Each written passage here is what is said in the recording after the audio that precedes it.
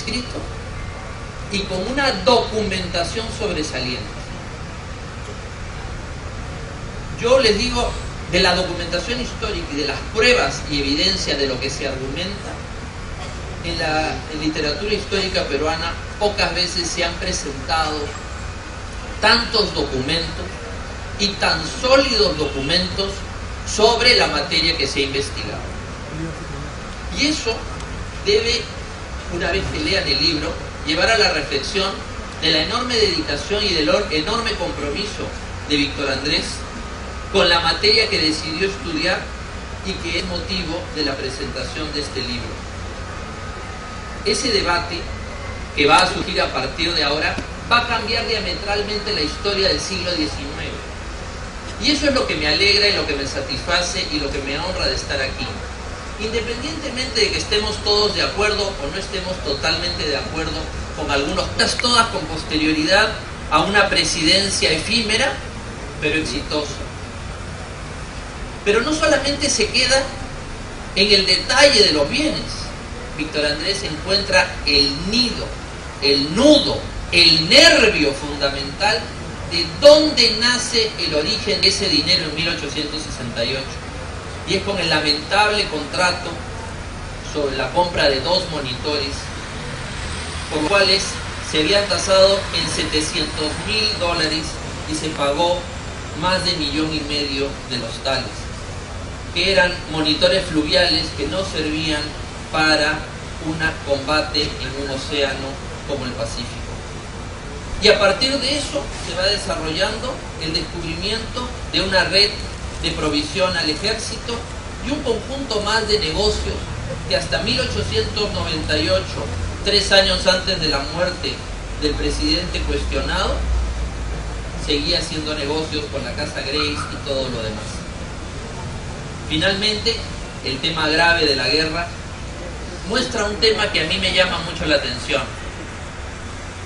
Y es que Bulnes, el historiador chileno, dice claramente, cuando narra casi novelesca, de manera novelesca, la conversación entre el ministro plenipotenciario de Chile y el expresidente Prado, por qué él no podía unirse a Chile contra Bolivia, y le dice que él no quiere de ninguna manera ir a la guerra, que incluso por razones egoístas, porque tiene una mina en Chile, lo cual podría quedar como un ataque de un historiador adversario al Perú, muy nacionalista.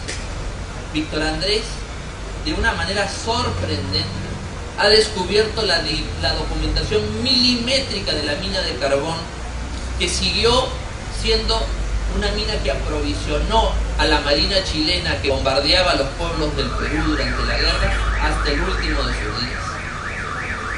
No estamos hablando de rumores, sino de documentos. Y finalmente, la terrible carta que el almirante Dupétit-Thouars escribe al gobierno francés anunciando la partida del presidente, a la cual el diario El Comercio catalogó de fuga. No la catalogó yo, el diario El Comercio la catalogó de fuga. Y esta opinión terrible que me voy a permitir leer, de un héroe que salvó a la ciudad de Lima sobre el acontecimiento y lo que pasó. Dice Dupétit-Thouars: en mi opinión, Prado encarna la personificación de lo que se puede llamar la clase dirigente del Perú. Son personas que solo piensan en sí mismas, asumen el poder porque los halaga, porque sirve a sus intereses o a sus pasiones, porque el sentimiento del deber, la fidelidad o los compromisos les son absolutamente desconocidos. En cuanto al patriotismo, lo confunden todo con un orgullo personal y con un amor propio siempre exagerado en sus relaciones con los extranjeros. Por debajo de esta clase se encuentran los indios y los mestizos, que si fueran bien administrados, dirigidos, constituirían un pueblo trabajador que explotaría de manera conveniente sus riquezas naturales. La resignación de estas gentes es conmovedora. En estas horas se les arranca de sus trabajos y de sus familias y van con resignación sin la menor queja. Esta carta es...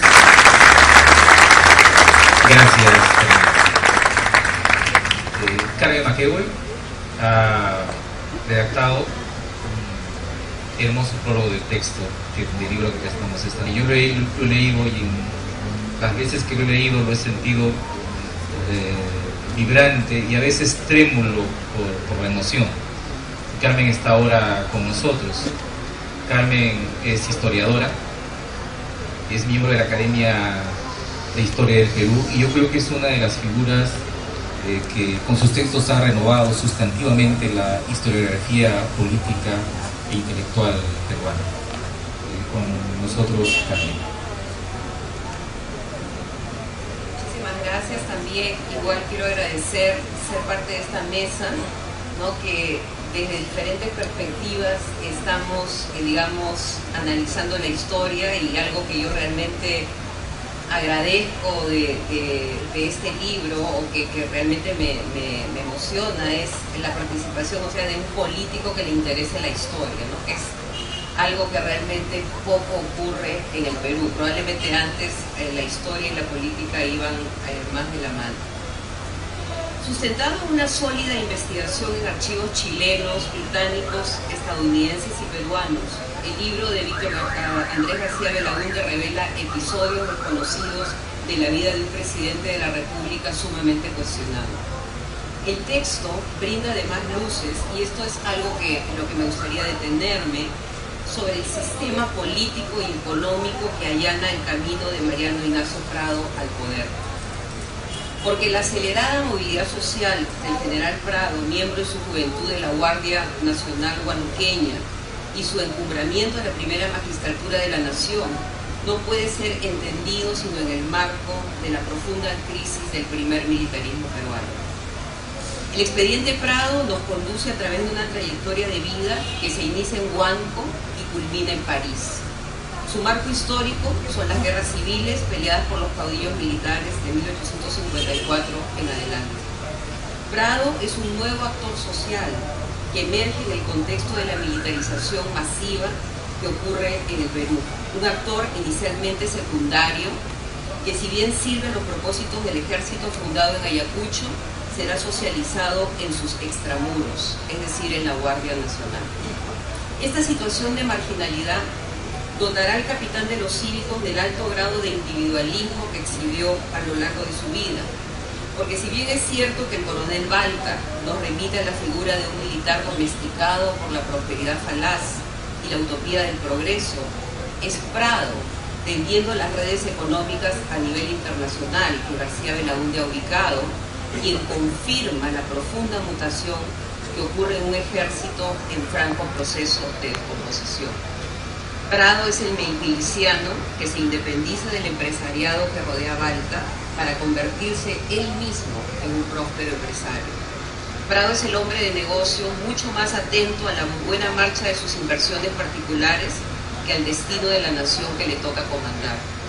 Esta situación inimaginable 3 décadas antes, cuando la única empresa de los caudillos militares era administrar la guerra de posiciones, evidencia los importantes cambios que el boom de la economía guanera permite.